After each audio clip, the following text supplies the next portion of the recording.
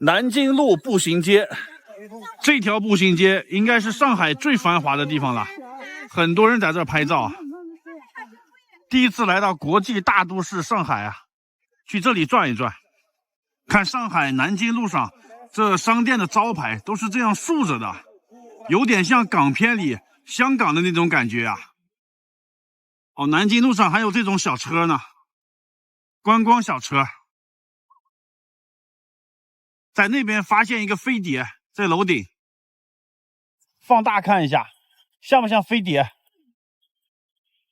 这边是一个圆球，这上面是飞碟，马上要发射了，挺有意思的啊。这条路上左边是苹果专卖店，右边是三星。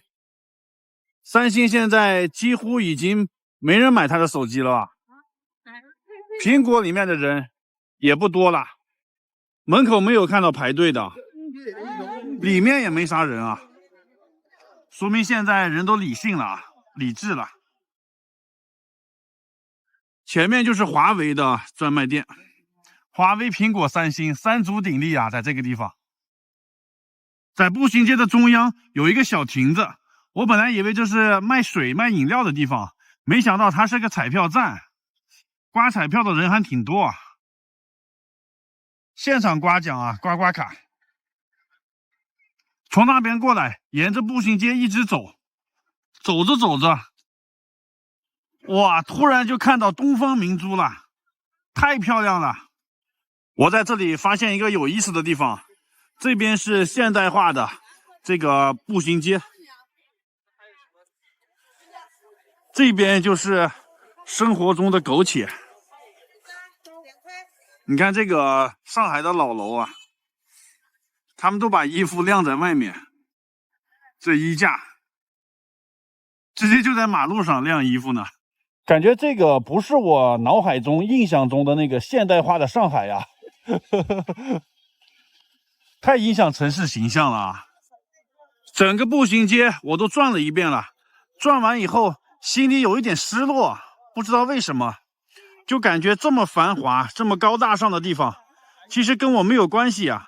外面的繁华热闹高大上都是给游客准备的啊，这背街小巷里才是我们的生活。我就在想，如果我来上海打工的话，大概率也是会住在这个地方吧。可能这里我也住不起，因为这个是最繁华的地方啊，中心地段，房租也很贵的。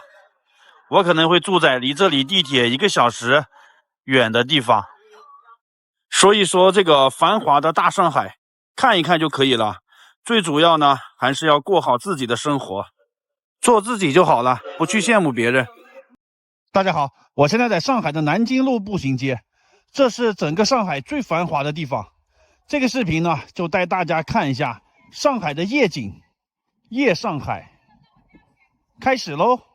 夜上海，夜上海，你是个不夜城，花丹青，月山香，歌舞升平。只见他笑脸迎，谁知他内心苦闷，夜生活都未了。这就是上海最美的夜景了，经常在电视上看到啊。哇塞，不愧是上海滩。下面这个呢就是黄浦江，这边最耀眼的就属东方明珠了，造型非常的别致。这个是上海最高的楼，也是中国最高的啊，世界第2高，上海中心。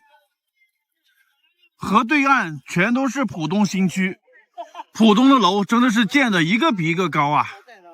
现在黄浦江上还有游轮，晚上可以坐船夜游黄浦江，走近看一看。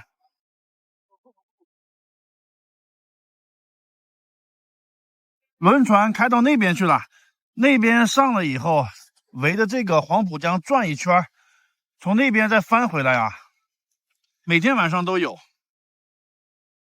太美了，这个夜景啊！黄浦江的江面非常宽，浦东的夜景这么漂亮，黄浦江的这边对岸夜景也不错啊，看一下，全都是这种殖民时期的老建筑，也叫做万国建筑博览园。看这个灯光也很美吧，黄色的灯光，绿色的底儿，还保留着殖民时期那个风格。黄浦江两岸啊，这就是迷人的上海滩。看到此情此景啊，不由得就想起周润发演的那个上海滩了。多少英雄豪杰在这边争霸。这个钟现在响了，整点报时啊。想起那个《东方红》这个曲子了。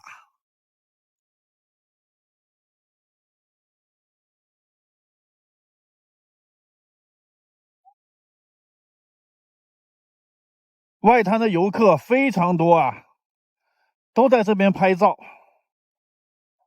在这儿拍照要抢个好位置啊。现在晚上9点多了，还这么多人。十里洋场烟花地，风云际会上海滩。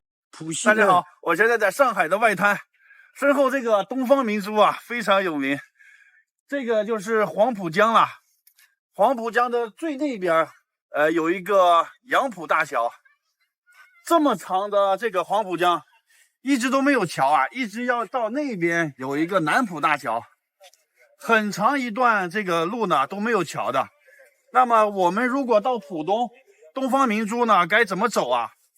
其实这个黄浦江江底下是有隧道的，有一个观光隧道，还有一个走汽车的隧道，还有一个走地铁的隧道，一共3条隧道呢啊。这个黄浦江很深的啊，还要走那个大轮船的，很难想象这个这么深的江底下还有隧道啊。现在呢我就打算去那个观光隧道里面走到对岸去啊，跟我一起去看一下。从外滩的江边下来，这边就是观光隧道，这个是入口，外滩观光隧道。从这里进去啊，直达陆家嘴。陆家嘴就是东方明珠那个地方。进来以后是一个很长的通道啊，因为它是修在江底下的，所以它这个挖得很深。这边是卖票的，我买了个联票的，就是观光隧道和上海之巅118层的那个，这个是一共225。他是要坐这个车进去啊，坐这个车厢，下面是有轨道的啊，像地铁一样。哦，可以进去了，好少啊，我们3个人坐啊。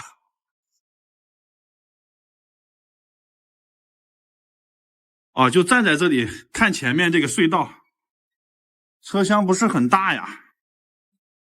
哇，出发了，过这个隧道，这边搞魔幻呀，这个灯光。哇，这大门打开了，像是穿越隧道一样。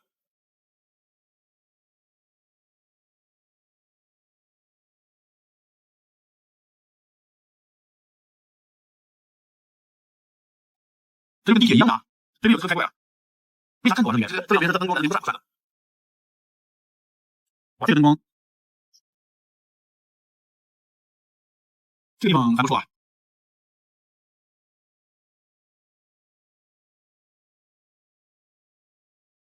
就是这吗？走过一半了吧？现在应该是在江底下走的呢。啊，我以为是这个上面可以看到江里面情况的嘛，上面鱼在上面游来游去的啊，那个跟海洋馆似的。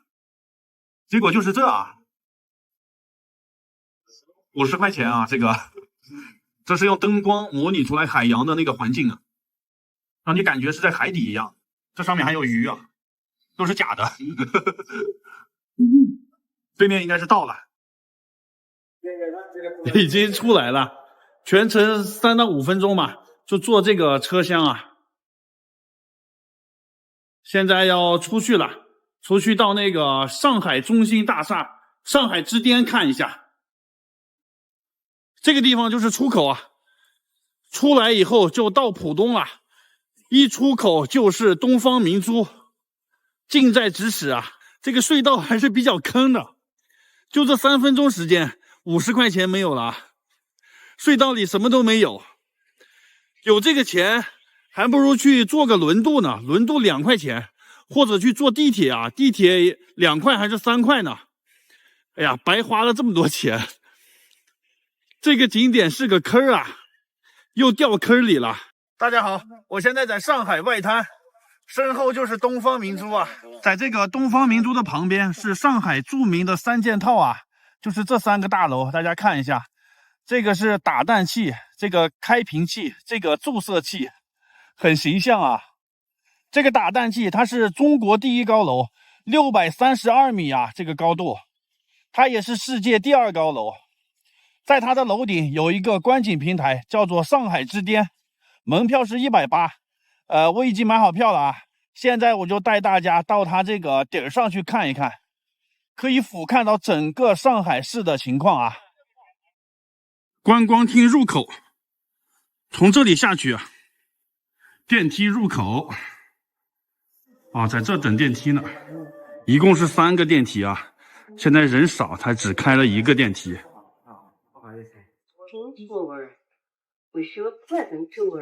只有2个按钮啊。哦，到了，已经到了。一出来，正对的就是东方明珠了。哇，那边是苏州河。先不往下看啊，先在这上面转一圈，带大家看看这上面有些什么。这边是卫生间。哦，这里还能上一层呢，上面是119层最高的，现在坐电梯是坐到了118层。这边是一个模拟的那个有屏幕的黄浦江，这里还有望远镜，可以往远看啊。那边是拍照的，用电脑合成出来。这里有一个邮箱筒，可以在上海之巅给你家里面寄个明信片。这边是一些卖东西的地方。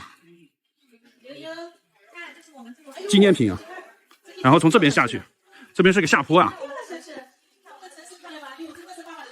往这个边上看一下，往下看看啊，恐高的人不能站在这个玻璃口上，吓晕了，吓吐了。哦，这里比较宽阔啊，今天这上面人少，没什么人啊，我转了一圈，哇，从这里转的看到那个开瓶器了，在下面看的时候开瓶器特别高啊。现在在这上面是俯视啊，这里路又窄了。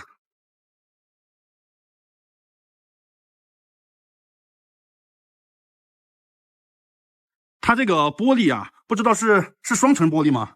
这应该很结实的这个玻璃。站在上面俯视一下上海的全景。今天上海天气不是很好啊，这个空气中雾蒙蒙的感觉，不怎么通透，看不了很远。就是东方明珠最显眼了，黄浦江，这个是苏州河，南京路就在这个位置啊。这里有条很明显的路，这是延安高架吧，应该是。这个黄浦江和苏州河把上海分成3部分了，这个是虹口区，这个黄浦区，这边就都是浦东区了。浦东区这边全是高楼大厦呀，这就是中国最有钱的地方。看看浦东这边有什么楼啊？最明显的呢就是东方明珠，然后就是各个银行的总部，有中国银行、上海银行、民生银行，还有恒生银行，这边是汇丰银行，花旗银行，这边还有中国太平保险，那是东亚银行，都是各个银行的总部。银行就是有钱啊，在这个寸土寸金的地方盖这么大的楼，还有保险公司也有钱。这个是汤臣一品，上海最贵的楼盘啊，好像40万1平米。这个下午的时候，我在这边外滩这里啊，往浦东这边看，觉得这边的楼都特别的高。但是我现在站到这个118层往下看的时候，觉得这个楼也不怎么高啊。站的高度不一样，看到的也不一样啊。人还是要往上走。从这个角度看得清楚，汤臣一品就在黄浦江江边，对面就是老上海啊，那个城隍庙、豫园都在这里，这个位置。远处那个就是南浦大桥。它这个开瓶器啊，这上面是方的，它之前设计的是圆形的啊，因为是日本人设计的，像是日本国旗。后来很多人反对啊，就把它改成方形的了。这边就是注射器，是那个金茂大厦，这个大楼一共是88层。这个是多少层我忘了。这个开瓶器也能上去参观的，它上去以后是在这个地方参观的位置。是在这个上面的小房子里面，金茂大厦88层也可以上去。它这个金茂大厦设计理念、设计灵感是根据西安大雁塔那个啊，大家看一下，跟大雁塔的那个造型非常像，一层一层的叠上去，上一层比下一层收紧了，越收越紧，收到最上面的时候就是一个尖儿，像一个注射器啊。朋友们，这楼上的情况就是这样了啊，一览众山小，视野非常好。一会儿马上天黑了，再看一下上海市的夜景。大家好，我现在在上海外滩，现在我已经到了这个楼的底下了。这就是上海的3件套：打蛋器、开瓶器、注射器。哇，从这下面仰视啊，真的是非常的高。我一会儿去的就是这个打蛋器。它这是旋转的螺旋形的，这个楼体还转圈呢，太厉害了！走上去看看，就在对面。观光厅入口，从这里下去啊。检票进来了，现在去坐电梯去。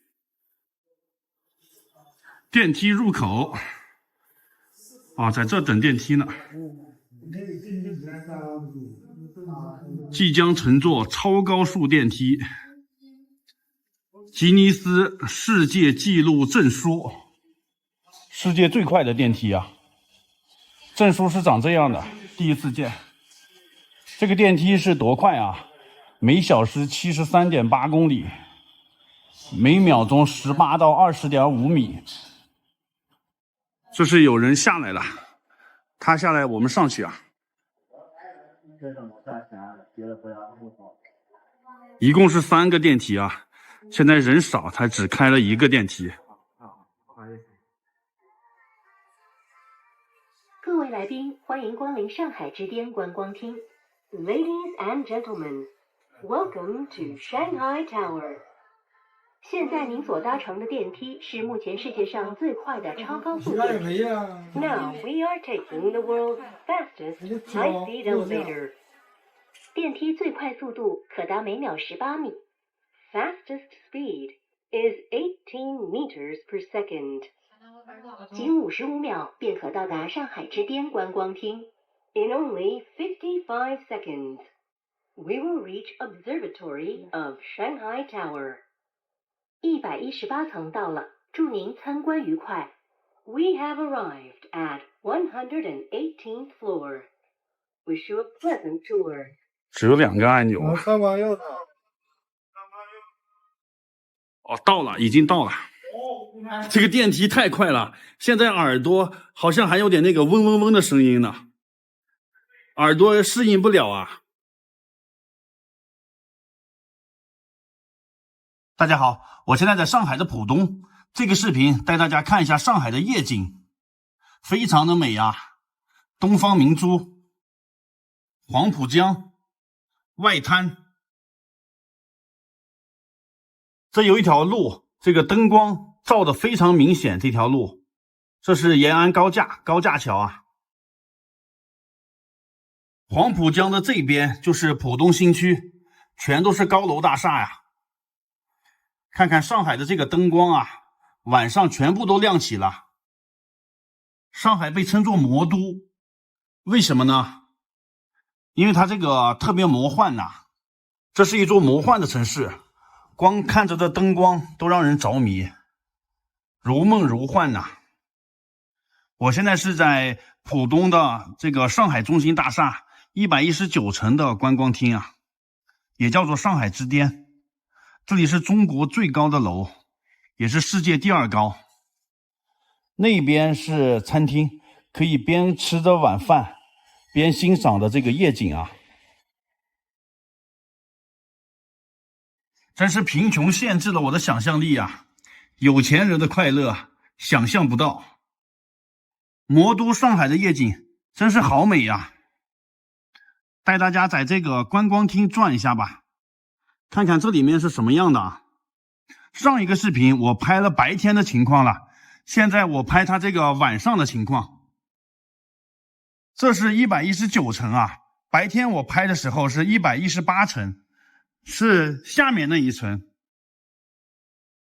这个门票是180块钱啊，然后买了票以后坐电梯上来，这2层都可以逛。这边呢还有咖啡厅，喝点咖啡，还有吃面包、蛋糕之类的啊。在窗户边有很多椅子啊，坐在这里看着夜景，真是太爽了。现在我下去了，去118层啊。这层的人要多一点。你看，刚才是119层，上面是咖啡休闲的，这一层跟上面差不多，都是一样的，围着这个360度可以转一圈，但是这一层的人多一点。今天总体来说人不是很多啊，大家都是在这边上拍照的。往这边走着看一下，这里面是转一圈嘛，360度。换个角度看一下外面，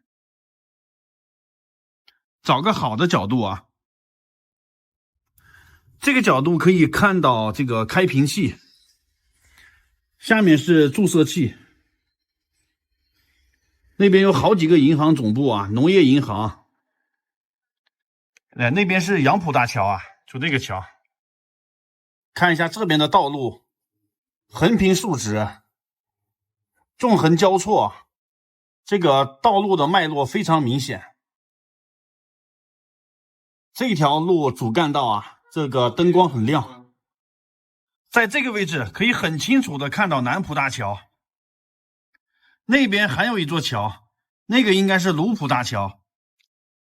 在这一片啊，其实还有很多的过江隧道的，都看不到的。这就是在观光厅看的上海夜景啊，大家觉得好不好看？我现在在上海，身后这里有一个地铁站。在上海这么多天，我发现一个问题啊，就是这边的地铁线路超级多。说的夸张一点啊，这边的地铁线路可能比很多小城市的公交车线路都多。每次我坐地铁的时候，都要在买票那里思考半天，该哪号线倒哪号线啊。总之我觉得是挺复杂的，现在进去看一下。这一站叫陈家浜站，是2条线的交汇口。没有电梯啊，走下去了。进来了，去买票坐车。先在这边看一下线路图啊，这就是上海的地铁线路图。我第一眼看到这个是什么感觉？这密密麻麻的，杂乱无章啊，像一堆那个毛线缠到一块了，头疼吗？看到这一片，好想给它捋直了呀。这一个颜色就是一条线路啊，也不知道这一共有多少条线路，已经遍布整个上海市了，密密麻麻的。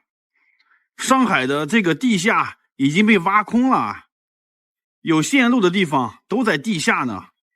它这个地铁线路为什么让人看着觉得头大，觉得复杂？主要是因为它没有规律啊。举个例子，比如说上面这个1号线啊，从上面下来，你看从这里转了个弯儿，从这边又出去了，它就不是直直的通下来呀。再看旁边这条，转了个弯儿，转到市中心，又转到这边去了。你看这条线路，这是2个汇成一个，汇成一条线，然后转到这边去。这条线和这条线都是走的对角线啊，从这个西北方向开始，最后结束是在东南方向。下面这条蓝色的，它是从西南方向开始，然后到达东北角。还有它旁边的这个绿色的线路，也是从西南角开始。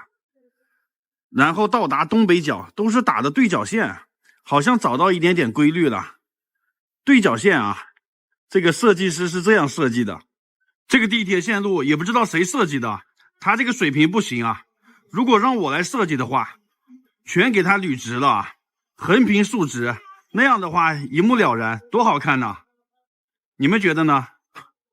在这边我还发现有一个4条地铁线路交叉的地方，就是这个叫世纪大道的，还有这个叫龙阳路的，4条线路交叉，这个就厉害了。我们想一下，你在地面上那个开车的时候，这个十字路口才2条线路交叉，然后就要红绿灯呀、斑马线什么的，这个有4条地铁线交叉，多复杂呀！还是在地下，1条线是1层，4条线就是4层，地下4层。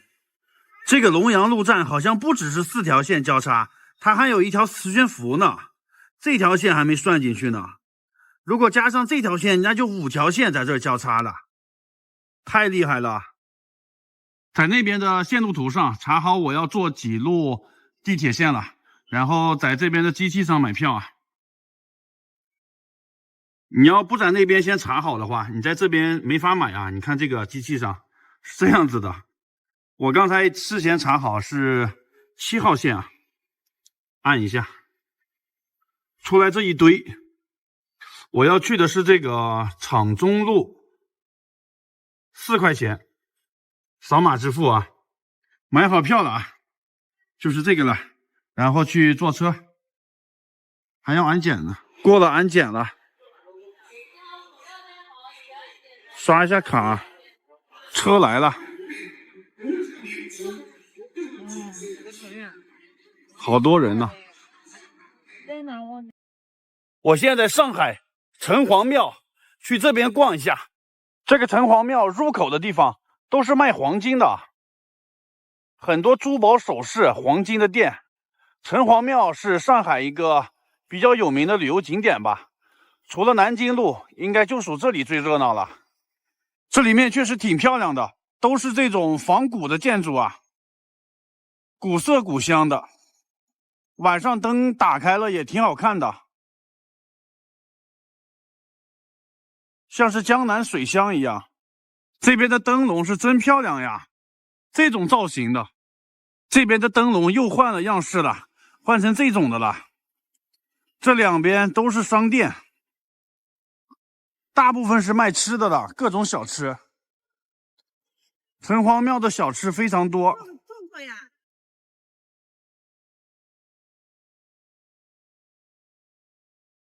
来之前我看网上的攻略，说是这边人气爆棚，人挤人。但是我来了以后，这个人并不多啊。游客是有很多，但是并没有那种人挤人的情况啊。人还是比较少的。这个有个小吃广场，进去看看啊。小吃广场里面这座位很多都空着呢。现在晚上的7点多了，正是吃饭的时候。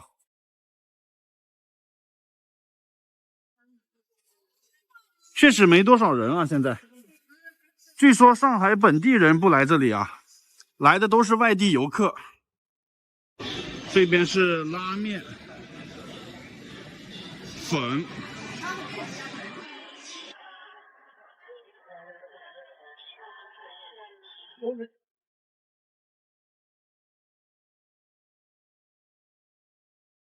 最有名的蟹黄包，吃包子先喝汤。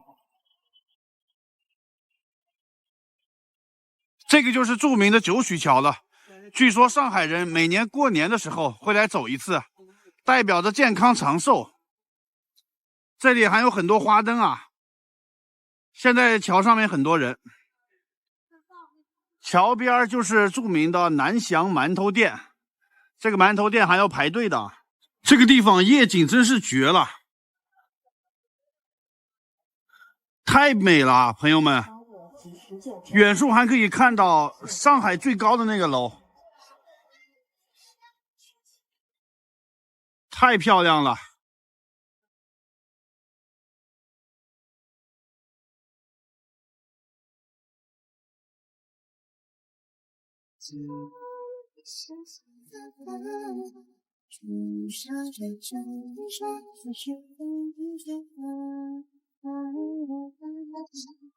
大家好，我现在在上海。这个视频带大家去坐一下黄浦江上面的摆渡船，正好有个摆渡船开过来了，一会儿就坐这个船。如果要从我站的这里浦西上海滩到对面去东方明珠那里，该怎么走啊？你看这个黄浦江上面是没有桥的，要么是坐这个船2块钱的摆渡船，要么就是坐地铁，也是2块钱。地铁是从这个江底下穿过去的。还有一种方法就是走观光隧道，那个隧道也是在这个黄浦江底下呢，但是走观光隧道要50块钱门票啊。我上次真是太蠢了，选了个最贵的观光隧道过去，50块钱。这次选个便宜的2块钱，坐轮渡。就在这个地方买票进去啊，这里是买票的，这边是安检的。买票的单程2块钱，过了安检了，从这里上船，已经有很多人坐上了。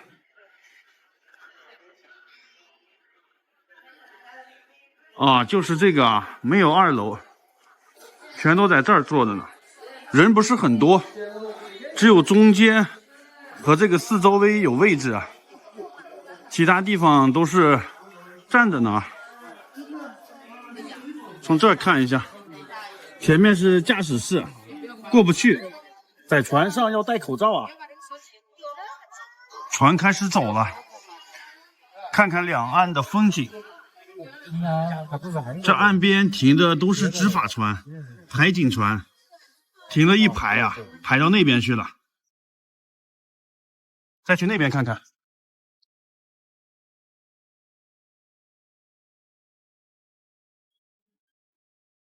这个是香格里拉酒店，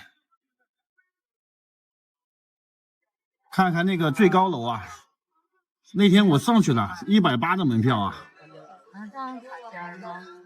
这个汤臣一品，这个40万1平米，据说是上海最贵的豪宅。哦，这个中间是货轮，那边还有个超大的船呀，过去。3个船并排行走啊，是怎么样保证他们不撞船的呢？这个船上装的什么东西看不出来呀，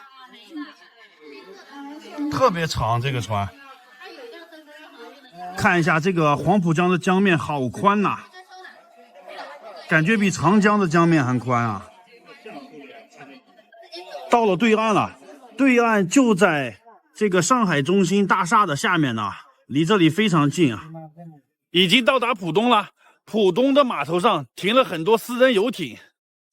站在浦东这边看一下浦西那里啊，以前浦东和浦西发展差距非常大，当时流传着一句话嘛，您要浦西1张床，不要浦东1套房。因为以前浦东这边是乡下，没有人愿意在这边待啊。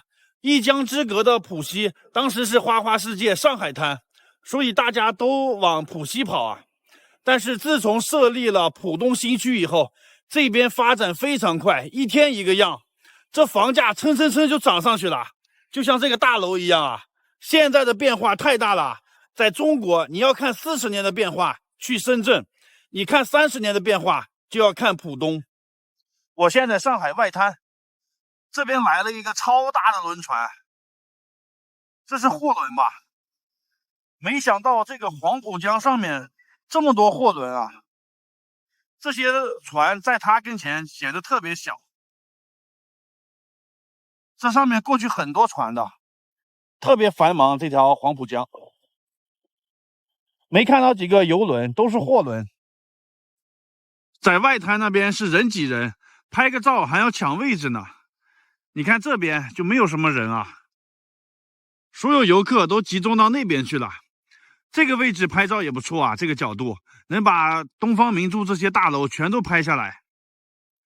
面前的这条河是苏州河，然后那条是黄浦江，这里就是苏州河汇入黄浦江的地方啊。他在这个地方修了一个桥，这个桥还是挺有历史的，叫做外白渡桥。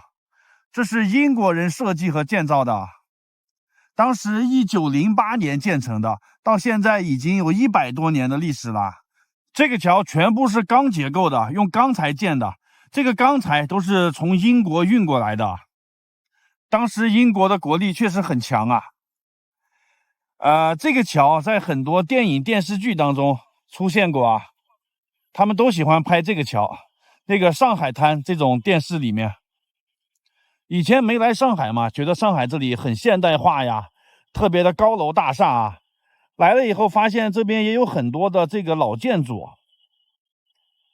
就在这个河边呀，非常多的老建筑。那边是邮局大厦。哎，我们俩今天衣服穿对了，好像。这边还有一个更大的楼，这个楼叫上海大厦，这一看就很有年代感了。现在还在用呢，这是一个酒店吧？现在这也不知道用什么材料做的，这是石头吗？石头加玻璃。上海的这种老建筑都是集中在浦西的，浦东是没有老建筑的。浦东是那个设立经济特区以后盖的那个高楼大厦。如果要看现代化的发展，就去浦东；如果要看这个老上海的风情风貌，就来浦西。就是这个区别啊。去这个桥上面走一走，这个地方很有历史的气息啊，大家看一下，感受一下这个老上海的感觉。到这个百年大桥上感受一下，全钢结构的桥，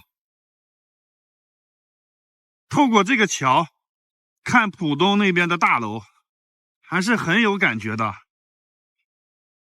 想象一下当时拍电影啊，那个依萍站在桥上要往下跳啊，情深深雨蒙蒙里面，走在这个桥上，想象自己正在拍电影呢。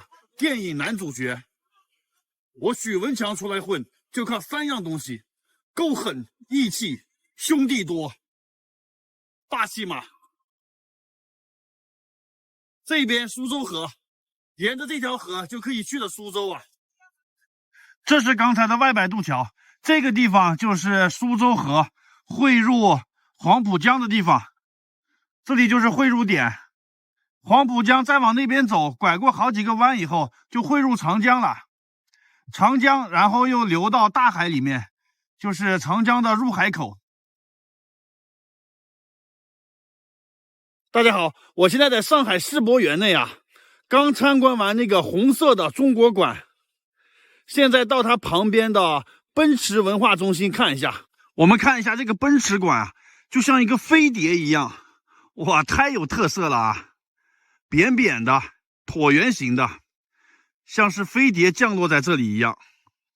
当时世博会结束，其他的展馆都拆除了，就剩下中国馆和这个奔驰馆了，其他的都没有了。他们就在这个黄浦江旁边呢。黄浦江两岸高楼林立啊，然后江面上有很多的货轮，货运也很繁忙的。那边的位置就是东方明珠啊，被挡住了，被这个楼挡住了。这个是中国第1高楼，上海中心大厦。那个最顶的地方我也上去过啊，180的门票。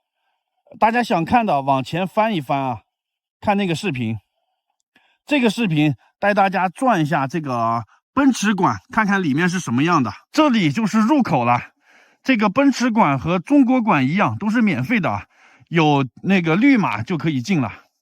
进来以后是这样子的，哇，这里面也是很空旷，这个挑高非常高的，中间是一个奔驰的展车，这可以转一圈的，围着中间这个转一圈。这边有一个楼层的说明，看一下。1层的是主场馆、零售和餐饮，还有地下的，地下是一个溜冰场。这个2层、3层、4层、5层都没有开，可以去到6层电影院，还有是吃饭的地方。能参观的就是这个溜冰场，还有这个1楼，再就是6楼。先去6楼看一下。6层到了，这边都是餐厅，可以边吃饭边欣赏这个黄浦江的风景。这边是一个电影院，在这上面看电影啊，这里面很大的也是，它这里面是圆形的，中间这里面全部都是电影院，然后外面是一圈走廊，这边呢全都是玻璃，可以看到外面的啊，外面还有一圈这个走廊呢，现在没有开，外面呢用这样做的护栏，怕掉出去了嘛。在这边可以看一下中国馆，上面就是这样，啥东西都没有啊。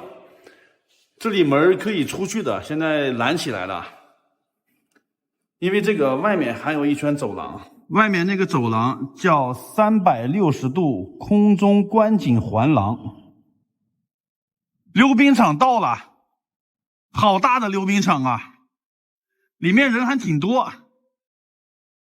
哇，这个是冰面的溜冰场。其实我也会溜冰的，我没有溜过这个冰面的，这是穿冰刀的。我玩的是那个滑轮的，这个冰面的应该更难滑吧？这里带小朋友来玩挺不错的，里面全都是小朋友。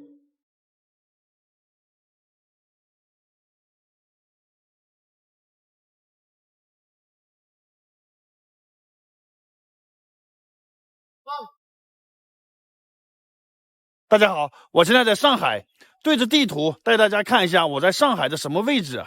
这个就是上海市的地图，这条弯弯曲曲的就是黄浦江，黄浦江汇入长江，这里也是长江的入海口，这边就是大海了，是东海。然后东方明珠是在这个位置啊，这里呢是浦东机场，我现在在这个上海的尖剑上，这个位置，这里有什么特别的呢？如果把这个地图放大一点看啊，看了吗？这里有一个圆的湖，这个湖特别的圆，就像是圆规画出来的一样啊，非常非常的圆。这个湖叫做滴水湖，它为什么这么圆呢？现场带大家看一下，就是这个湖啊，哇，非常的大呀，在地图上看着就那么小一点，没想到到了现场以后，这么大一个湖，它的面积跟杭州的西湖差不多大。没错，这就是人造湖，人工添出来的，太壮观了。在这个跟前看不出来它是什么形状的，必须飞到天上才能看到它是圆的。在几十年以前，这个地方其实是一片大海，那么它是怎么样变成湖的呢？因为长江入海口受到地球自转的影响，这个入海口淤积的泥沙就往这个地方偏，日积月累呢，这个地方就变成滩涂了。再加上人工的干预，人工筑堤坝、抽泥沙，慢慢的就变成一个湖了，很神奇吧？沧海桑田就是这么发生的。这个湖水其实没有多深的，浅一点的地方3米多，深一点的地方6米多。这个地方就是湖中央，它这个半径是 1.3 公里，直径是 2.6 公里。这个地方就是湖中央了， 1.3 公里的地方，它修了个雕塑啊。这湖边还有一个网红桥呢，这个桥的形状像波浪一样啊，还是挺美的。远处呢还有晚霞，这边好多飞机从这里经过啊，本来我还想航拍一下的啊，但是看到这么多飞机我就不敢飞了。白色的钟楼，这湖边的环境是真的好呀。没事的时候在这湖边遛弯，吹着海风，神清气爽。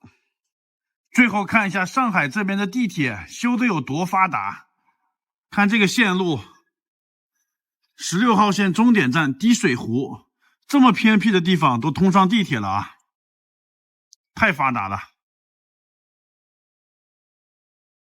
我现在在上海，这个视频带大家去体验一下上海的磁悬浮啊。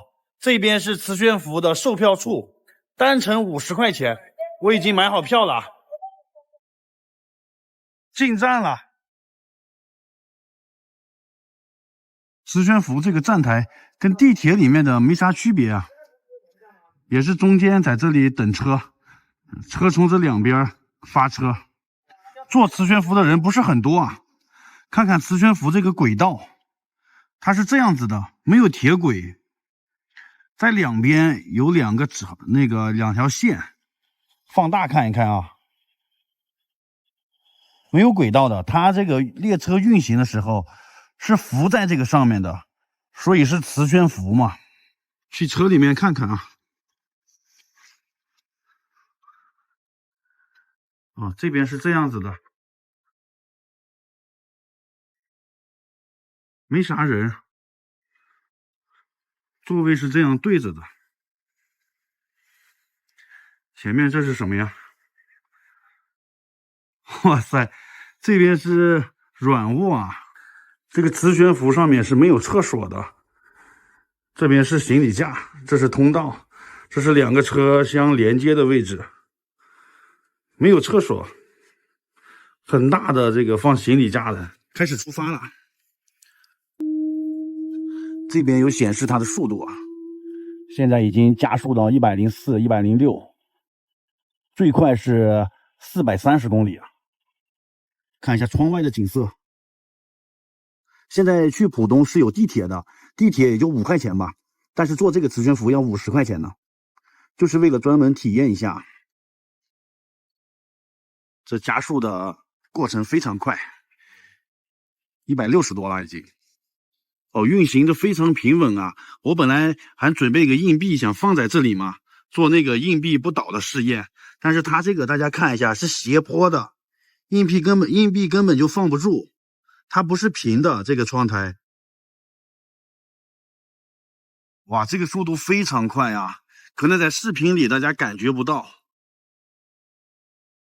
它这个磁悬浮是浮在这个轨道上面的，所以它没有摩擦力嘛。但是这个声音还是挺高的。现在已经是300的速度了，也就1分钟之内吧，速度就加起来了。现在14.02分。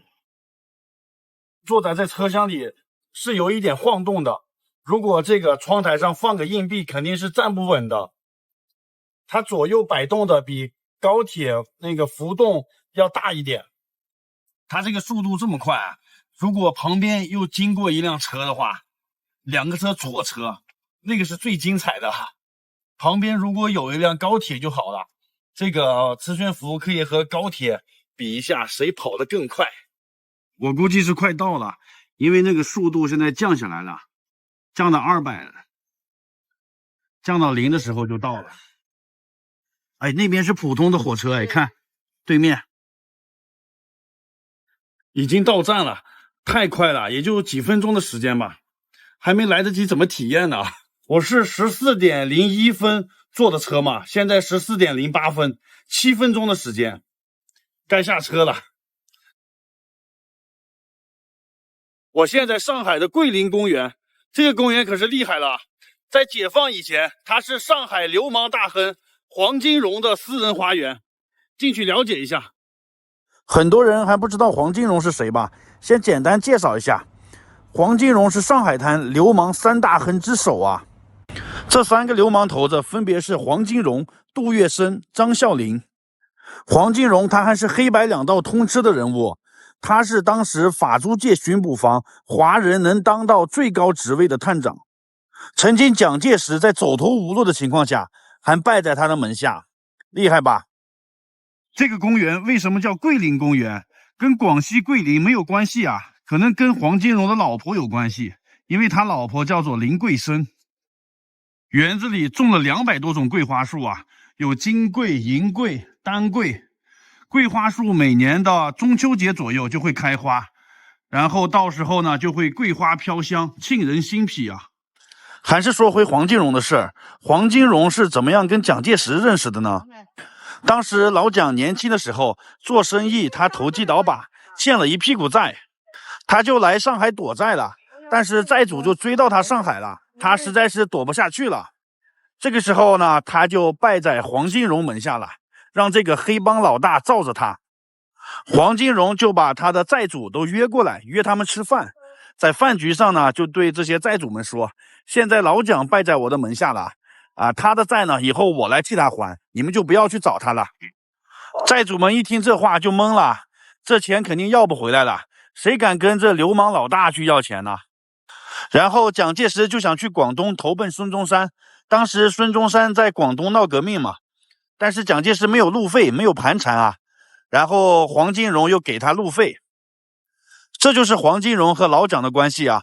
黄金荣先是收了老蒋为徒弟，然后替他挡掉这么多债务，然后是资助他去广东投奔孙中山。可是谁又能想到，几年以后老蒋发达了，真是世事难料呀。在黄金荣60大寿的时候，老蒋还特地从南京赶到上海来给黄金荣祝寿，给黄金荣3鞠躬啊，还给黄金荣送了个礼物，送的是一个拐杖，是德国生产的，其实是一个隐形的手枪。当时黄金荣非常喜欢啊。当然了，黄金荣也给老蒋回礼了，回的是什么礼物啊？真是绝了，一般人想不到。当时黄金荣很有钱嘛，他是黑帮老大，他就想回一点金银财宝呀，什么这些金钱。但是他手下的人就给他说了哈，说现在老蒋呢，跟人家那么高的地位，根本不缺这些，要回就回到这个老蒋的心坎上。那么到底是回的什么呢？我就直接说吧，回的是当时老蒋拜师帖，就是当时老蒋走投无路的时候，拜入黄金荣门下的拜师帖。现在老蒋发达了，他肯定最在意的就是以前自己的出身，以前的不光彩的历史。回的这个拜师帖才真正的是送礼送到心坎上啊，厉害吧？我们现在逛的这个园子是黄金荣60大寿以后才后来盖的，面前这个建筑就是这个园子的主建筑，叫做四教厅，现在已经成了老头老太太们喝茶聊天的地方了。这个为什么叫四教厅呢？是因为园子落成的时候，蒋介石派人送过来一个碑，这碑上面有4个字：文行忠信，代表着黄金荣要听从蒋介石的这4字教诲，所以改名叫四教厅。从这里就能看出来他两个之间的地位变化了吧？以前黄金荣是老大，现在呢蒋介石成了老大了，黄金荣要听蒋介石的话。这就是黄金荣的故事啊，大家喜欢听吗？听完点个赞吧。这里是上海的人民公园，今天是周末啊，人民公园里面有相亲角，哇，现在好热闹呀，里面都是来相亲的，在市中心呢，那边是南京路了。又看到这个楼了，上面是个飞碟，高楼大厦林立啊，周围看看上海的相亲市场，见识一下啊。我去，这太热闹了，全都是父母给儿女来相亲的啊，都是父母来的，拿个小牌子放在地上，写上自己家的条件，有没有房啊，有没有车啊，什么工作啊，多少税啊之类的信息。这里面也全都是，这边一排呀，还有这边这个通道里也都是。现在单身的人还挺多呀。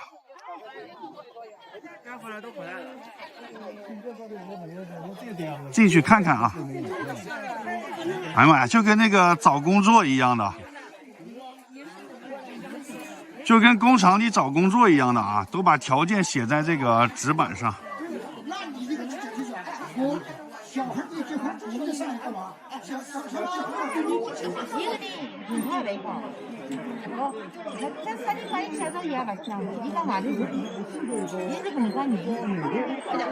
89年女孩，85年男孩，95年男孩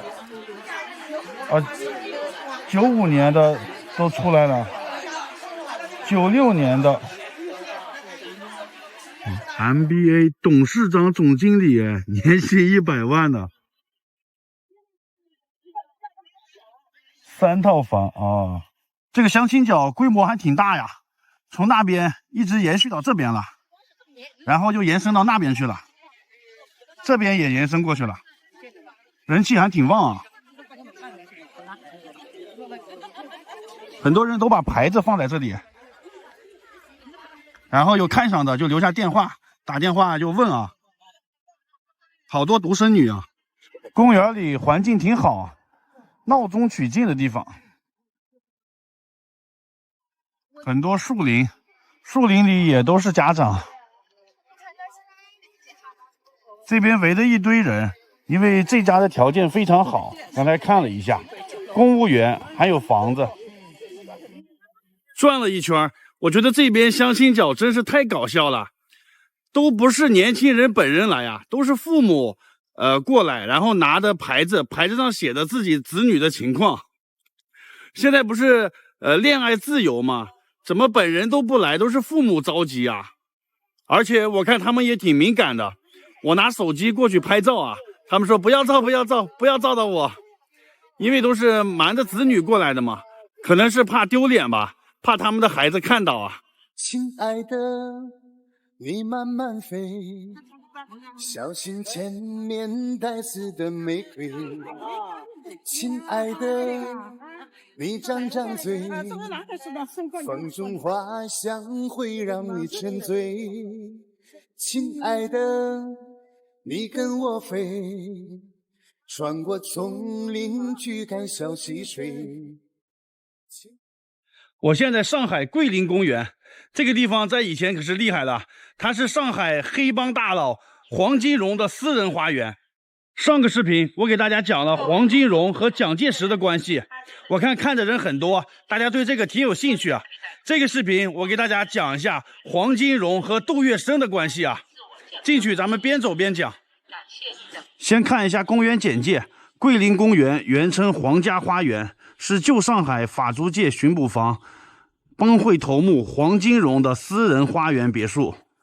盖这个花园纯粹是黄金荣和杜月笙互相攀比斗富盖起来的。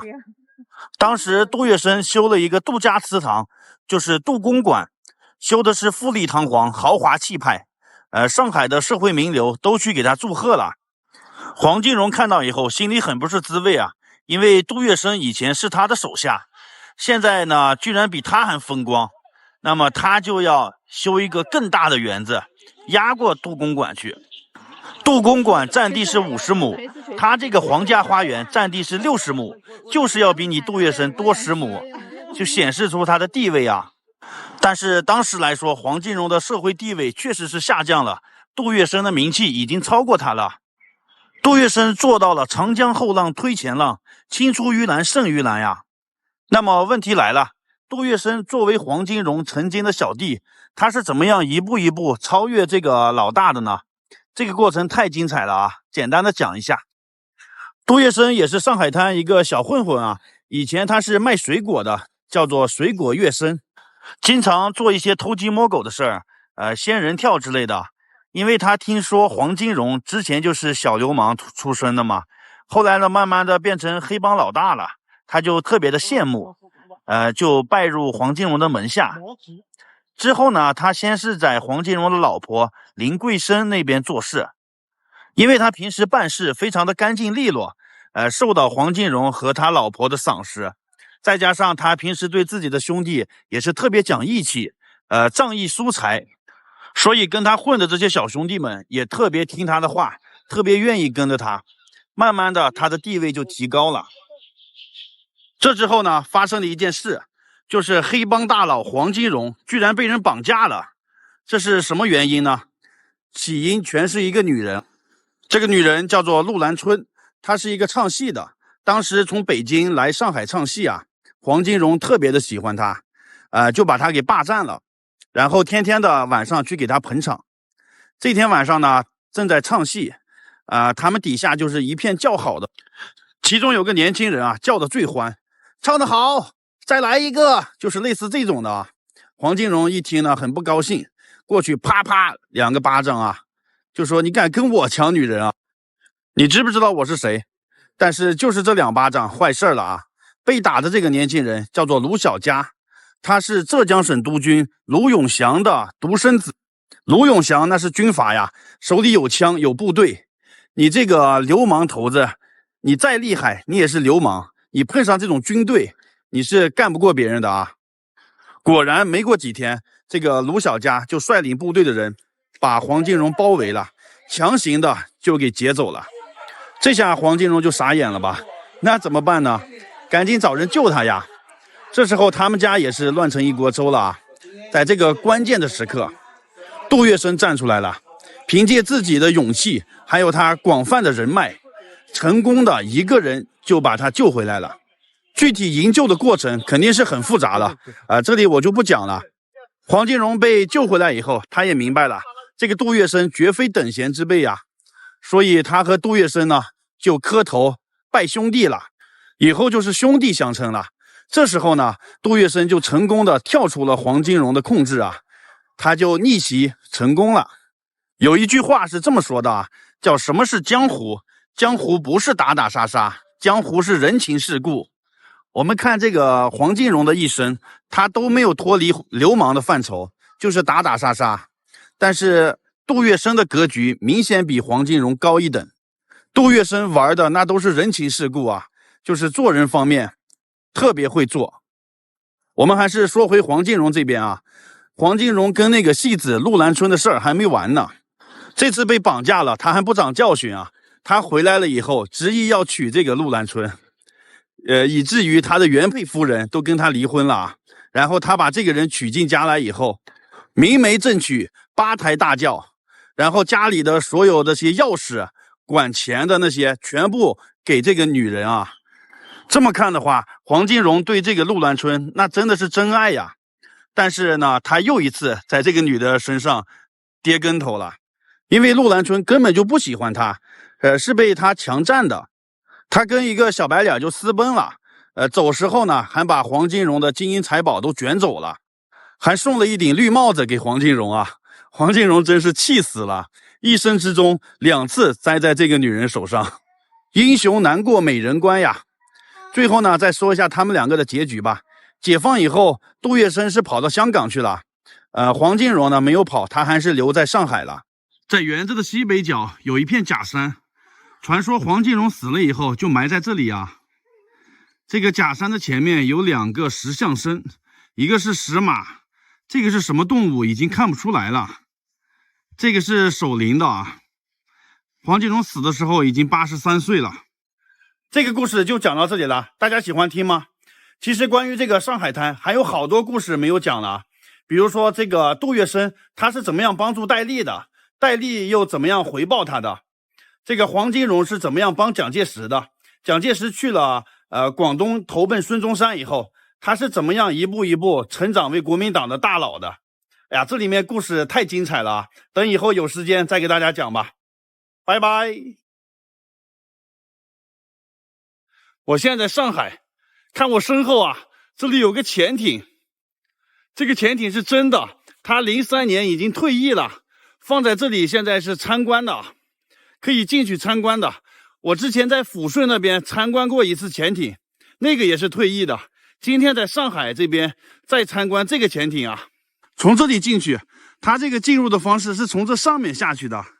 看一下这潜艇的全景，特别长，在那边一共是76米啊，那是尾部，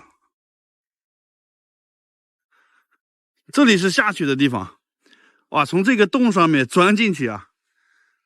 这个是那个舰岛，旁边是航母啊，航母是那个模型1:1的，但是这个潜艇确实是真的。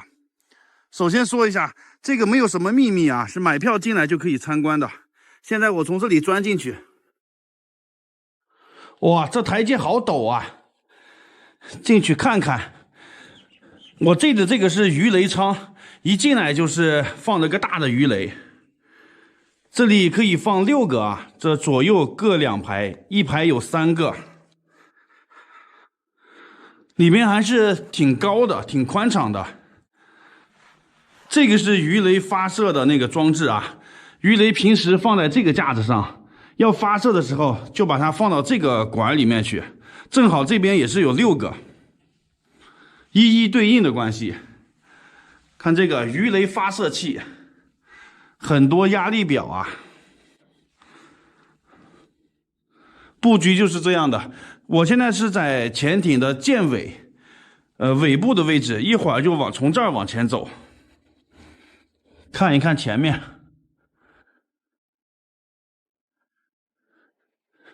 这是要去前一个舱室了，啊，这个特别小，要从这洞里面钻进去，要先迈一只腿啊，然后才可以进来。看一下这个舱是做什么用的啊？这个舱分为2层，下面那层是放蓄电池的，现在已经盖住了，看不到啊。上面这层就是平时活动的地方，中间这个位置啊稍微宽敞一点，这就是平时吃饭、开会、聊天都在这个位置。然后这张桌子呢还可以做手术台，这边就是他们平时住的地方。这个是机电长、航海长室，看看他们住的这个床啊，特别的短，我估计也就1.5米、1.6米这个长度。那边住2个人，这边能住2个人，这边是住政委和副政委的，也是特别短。在潜艇当兵的话，身高一定不能太高了，像我肯定当不了这个潜艇兵。这个是舰长室和机要员室，也是上下2个，特别的短。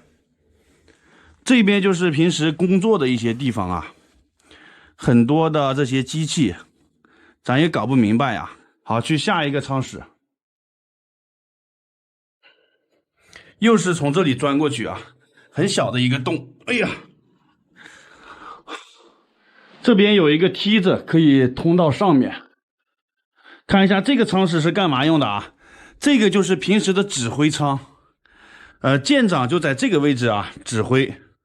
然后这里有很多这个传话的这个大喇叭，舰长在这里就可以发号施令啊，指挥全舰。